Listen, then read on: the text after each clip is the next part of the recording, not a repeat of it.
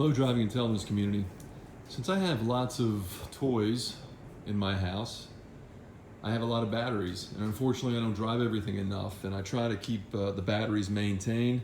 Unfortunately, I've had several fail. Marine battery, my Mustang battery. I did some research online to see if I could figure out how to restore these batteries, and I've had both positive and negative results. Let me show you how I did it.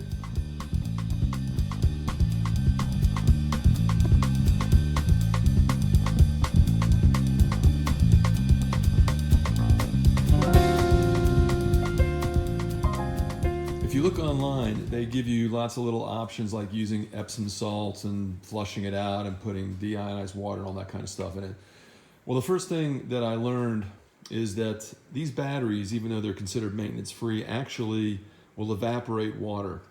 This battery was so bad that there was no water on the cells. I couldn't believe it. And it's only a few years old. I tested voltage, it was 4 volts. I put deionized water in there. It went from 4 volts to 6 volts, just adding the water. Now this one was also low, but not completely low. I went ahead and filled it up, and I used a procedure that I found online. The best video I saw was one that showed that if you use a 200 amp manual charger, you can bring these batteries back to life if you let them charge for 15 minutes at 200 amps, not an automatic charger, but a manual charger. 15 minutes at 200 amps, give it a break for an hour, do that 5 times, and you'll restore your batteries.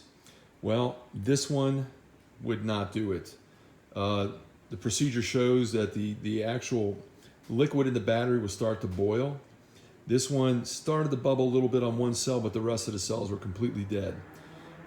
Well, when I filled this one up with the water, the deionized water, and put it up to the charger, all the cells started boiling immediately.